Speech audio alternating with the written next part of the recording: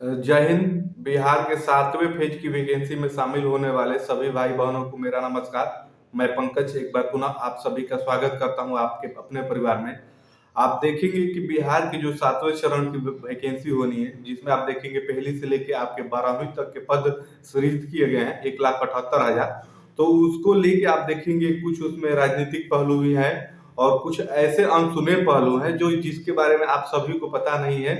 आप सभी अगर उसकी बारीकी को समझेंगे तो हमें जाएंगे, समझने की कोशिश करेंगे तो आपको बहुत कुछ समझने को जानने को मिलेगा।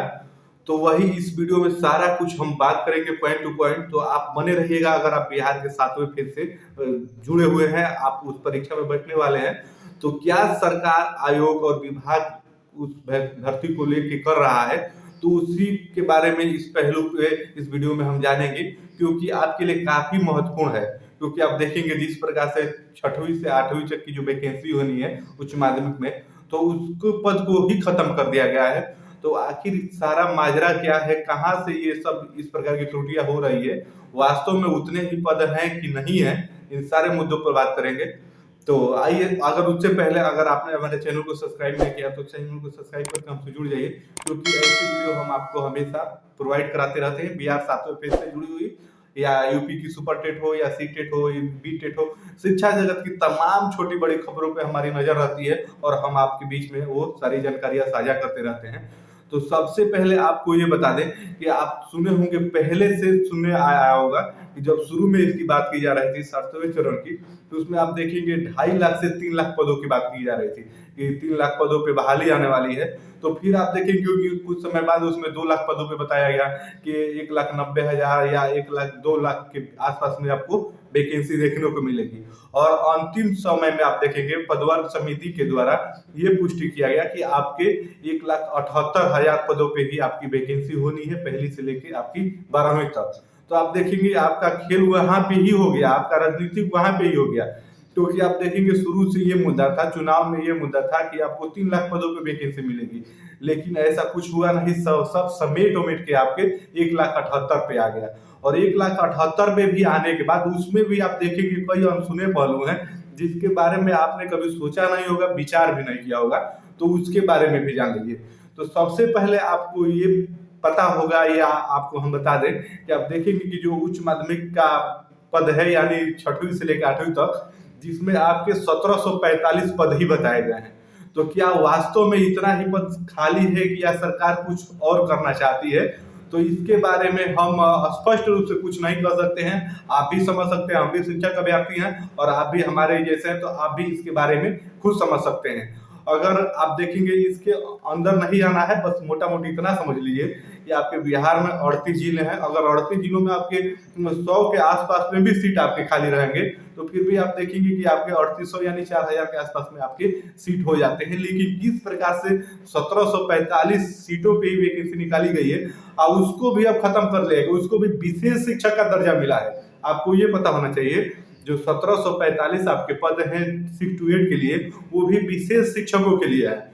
तो विशेष शिक्षकों की श्रेणी में आता कौन है, ये भी आपको पता होना चाहिए। तो सबसे पहले इसमें आपको ये बता दें कि विशेष शिक्षक वे होते हैं जो मुख्य बधिर को पढ़ाते हैं या विकलांग को पढ़ाते हैं। तो विकलांग श्रेणी में आने वालों को आप देखेंगे मुख्य बधिर जो यानी गूंगे बहरे होते हैं, उनको पढ़ाने वाले कोई विशेष शिक्षक कहते हैं। तो जो ये 1745 पद है, ये आपके विशेष शिक्षकों के लिए है, ये आपके लिए है भी नहीं। यहाँ पे आप ये समझ लीजिए। इसके बाद और आपकी बात करें तो आप देखेंगे कि आपके प्राथमिक में 85,000 के आसपास में, और उसमें 1700 यानी दोनों मिला के 87,555 आपकी सीटें हैं, यानी 1 से लेके 8वीं तक के लिए है। तो इसमें आप ये जान लीजिए कि जो 6 से 8वीं की सीट है, इसमें आपका बीएड एलिजिबल होता है, क्योंकि बीएड डिग्री है, बीएड ही एलिजिबल होता है। तो आप उन तमाम बीएड धारकों के, बीएड जो भी किए हैं मेरे भाई बहन, उनके लिए तो आप देखेंगे कुछ नहीं मिला बिहार सरकार की तरफ से, क्योंकि वहां पे आपकी रिक्तिका को 0 कर दिया गया है। और उसके बाद रही प्राथमिक की बात, जिसमें आप देखेंगे 85,000 के आसपास में पद बताए गए हैं पदवर्ग समिति के द्वारा। तो उसमें आप ये देखेंगे कि इसमें आपका जेबीटी और जो डीएलएड होता है वो अनिवार्य रूप से रहेगा ही रहेगा। और जो उसके बाद जो बीएड का मामला है वो सुप्रीम कोर्ट के अधीन है। तो जब तक सुप्रीम कोर्ट का इस पे फैसला नहीं आएगा, तो आप देखेंगे कि कुछ इसमें नहीं क्या कहा जा सकता। अगर सुप्रीम कोर्ट आदेश देता है तो आपका बीएड प्राथमिक में रहेगा वरना नहीं रहेगा। तो अगर खुदा ना खास्ता अगर मान लीजिए, ऐसा तो होगा नहीं, लेकिन अगर मान लीजिए कि 1% अगर बीएड को प्राथमिक से हटाया जाता है पूरे देश के अंदर से, तो आप देखेंगे तो बिहार सरकार ने तो फिर बीएड वालों के लिए कुछ नहीं दिया। तो यहाँ पे मुद्दा आपका ये है। उसके बाद अब आपसे बात करेंगे कि आप देखेंगे कि जो बीएड का जो भी है नोटिफिकेशन क्या नोटिस में आपको ये बताया गया बिहार सरकार की तरफ से इतना स्पष्ट किया गया है कि जो एनसीटी की गाइडलाइन आएगी, जो एनसीटी का आदेश आएगा, उसी को हम फॉलो करेंगे। अगर एनसीटी यानी सुप्रीम कोर्ट आपका मानता है कि आपका प्राथमिक में बीएड रहना चाहिए तो रहेगा, वरना नहीं रहेगा। ये एनसीटी के तहत ही होगा। तो उसके बाद से आपका इस प्रकार से ये है। अगर बात करें फिर आप देखेंगे टोटल पदों की, जो आप एक और बात ये समझ लीजिए कि जो नियोजित आपके शिक्षक है इसमें भी है, ये भी मेन मुद्दा यही है। नियोजित शिक्षकों के लिए हम शिक्षक अभ्यर्थी हम ये समझ रहे हैं कि नियोजित शिक्षक अपने सीट पे फाइट करेंगे और वो अगर परीक्षा को क्लियर करते हैं तो वो अपने सीट पे होंगे। लेकिन आप देखेंगे कि ऐसा नहीं है, नियोजित शिक्षकों को भी इसी में लिया गया है। अगर कोई नियोजित शिक्षक परीक्षा को क्लियर करता है और उसके बाद वो फाइट करके मेरिट में आता है, तो वो आप देखेंगे राज्य कर्मी का दर्जा पाएगा एक शिक्षक के रूप में, और उसके बाद वो अपना सीट खाली करेगा जहां पे नियोजित रहेगा। और नियोजित को आपको पता है कि इस बार बिहार सरकार ने नियोजित को, जो भी नियोजित शिक्षक है उनको डाइट में डाल दिया है। तो डाइट क्या होता है आप ये समझ लीजिए कि डाइट उन सीटों को कहते हैं कि डाइट में अगर चला जाता है तो वहां से अगर वो राज्य कर्मी हो जाएंगे तो उसके बाद वहां से उस पदवी को समाप्त कर दिया जाएगा। अर्थात कहने का मतलब ये है कि आने वाले समय में जो आप देखेंगे बिहार राज्य के अंदर जितने भी आपके नियोजित शिक्षक हैं उनके सारे पदों को धीरे धीरे समाप्त कर दिया जाएगा। तो अगर इस पे अगर ये बात करें तो आप देखेंगे पिछले 4 सालों से वैकेंसी भी नहीं आई। तो जो आपके बीएड बीटीसी के जो भी डिग्री धारक है, जो भी डिप्लोमा धारी छात्र मेरे भाई बहन है, फ्रेश हैं, तो वो तो अभी है ही हैं, और नियोजित को भी शामिल किया गया है। तो नियोजित शिक्षकों का अभी देखेंगे मोटा मोटी कोई आंकड़ा सरकार की तरफ से जाहिर नहीं किया गया है कि नियोजित शिक्षक आपके बिहार में कितने हैं। तो अगर हम नियोजित शिक्षकों का मोटा मोटी आंकड़ा मान के चलते हैं कि अगर 1 ही लाख है आपका, मान लीजिए कि 1 से लेके 8वीं के अंदर आपके 1 लाख ही नियोजित शिक्षक हैं, क्योंकि आप देखेंगे गणना होगी तो 1 लाख से अधिक है। लेकिन हम अगर 1 लाख मान के चलते हैं तो 1 लाख में से अगर मान लीजिए कि आपके 50% यानी आधे भी जो कि पढ़ा रहे हैं छात्र, जो भी स्टूडेंट अगर नियोजित हुए हैं, जो भी टीचर नियोजित हुए हैं, तो पढ़ाई पीरियड में है, पढ़ा रहे हैं, और पढ़ाई से जुड़ा हुआ ही प्रश्न आप देखेंगे इसमें आएगा। तो अगर 50% भी अगर वहां से क्वालिफाई स्टूडेंट करते हैं तो वो भी आप देखेंगे इन्हीं सीटों पे फाइट करेंगे।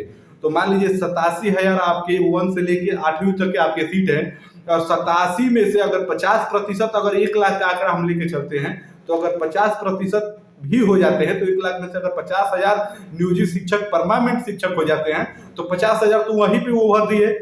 ऐसा हालांकि हम बस आपसे अनुमान लगा रहे हैं, बात कर रहे हैं, ये आंकड़ा कम भी हो सकता है, ज्यादा भी हो सकता है, इसके लिए कोई आप गारंटी नहीं है। लेकिन अगर 50% माना जाए तो आप देखेंगे कि 50,000 तो वही भर दिए 87,000 सीटों में से, और आपका फिर बता 45,000। तो 45,000 सीटों पे ही आप देखेंगे जो फ्रेश कैंडिडेट है 4 सालों से बैठे हुए हैं बीएड बीटीसी करके, तो आपको 45,000 सीटों पे ही फाइट करना है। तो आप इसी से अनुमान लगा सकते हैं कि उस समय आपका कंपटीशन लेवल कितना होगा और ये कितना होगा। इसीलिए आप देखेंगे कि जो आपका पेपर कंडक्ट कराने की बात कही जा रही है तो आपको बीपीएससी का दिया गया, क्योंकि आपका बीपीएससी का हिस्ट्री आप इतिहास पता है, बीपीएससी आपका रिजल्ट 10 से 15% ही देता है किसी भी परीक्षा के लिए।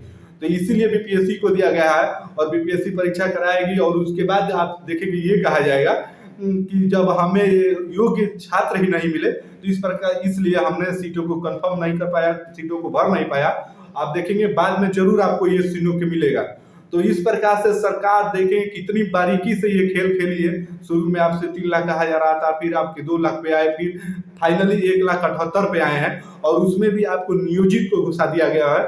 तो नियोजित आपसे आगे क्यों रहेंगे, फ्रेश कैंडिडेट से आगे क्यों रहेंगे, आप देखेंगे उनको अलग से वेटेज कुछ ना कुछ जरूर दिया जाएगा। हालांकि ऐसा अभी नोटिफिकेशन नहीं आया, नोटिफिकेशन आने के बाद ही पता चलेगा। तो नोटिफिकेशन आएगा, अगर उनको थोड़ा भी अंक का वेटेज दिया जाता है तो अगर आपसे वो 10, 5, 20 नंबर कम भी लाएंगे तो उनका हो जाएगा। तो इस प्रकार से है। तो आप देखेंगे नियोजित को भी इसी में घुसा के किया जा रहा है। तो ये ऐसा नहीं होना चाहिए। ये सरासर अन्याय है उन छात्रों, उन मेरे भाइयों के लिए जो आप देखेंगे फ्रेश कैंडिडेट हैं। तो इस मुद्दे पे आप क्या सोचते हैं, यहाँ तक सोचें। लेकिन आप देखेंगे, एक और बात आपको बता दें कि कोई भी कोचिंग संस्था, कोई भी बड़े यूट्यूब एजुकेशनल के जो चैनल है, इस मुद्दे पे कोई बात नहीं कर रहे हैं। बात इसलिए नहीं कर रहे हैं कि अगर ऐसी बात करेंगे तो उनका जो कोर्सेज है वो नहीं चलेगा यूट्यूब पे, आपका क्लासेज नहीं चलेगी। अब आप देखेंगे उनके लिए एक मेले की तरफ आ गया, कुंभ के मेले की तरफ आ गया है। इस वैकेंसी के अंतर्गत हमें बहुत ज्यादा कमा लेना, बहुत ज्यादा ग्रो कर लेना, इस प्रकार से उनके अंदर है। तो इसलिए इन मुद्दों पे कोई बात नहीं कर रहा है। तो इसमें आप देखेंगे जो फ्रेश अभ्यर्थी है उन्हीं का पिसना है। तो सरकार को इसके प्रति भी सोचना चाहिए। और क्या आप सोचते हैं इसके प्रति, आप कमेंट बॉक्स में जरूर बताइएगा। लेकिन हाँ, हालांकि हम इतना ही कहेंगे कि बिहार में ये जो नए फ्रेश छात्र हैं उनके साथ ये जाति हो रही है, अन्याय हो रहा है। अगर ऐसा नहीं होना चाहिए, अगर नियोजित को भी इसी में घुसाएंगे तो फिर आप देखेंगे कि सीट ही आपकी कितनी बचती है। तो उस समय फाइट भी ज्यादा हो जाएगा और कंपटीशन भी ज्यादा हो जाएगा। तो आपको इस वीडियो में यही बताना था, समझाना था। उम्मीद है थोड़ी सी भी बात अगर आपको समझ में आई होगी, अच्छी लगी होगी, तो आप कमेंट करके जरूर बताइएगा। तो ऐसे ही संवेदनशील मुद्दों पे, शिक्षा जगत के प्रत्येक मुद्दों से हम आपको रूबरू कराते हैं। इसके लिए आप हमारे चैनल को सब्सक्राइब करके हमसे जुड़ जाइएगा। तो फिर मिलते हैं आपसे नेक्स्ट वीडियो में। तब तक के लिए आप सभी को जय हिंद, धन्यवाद।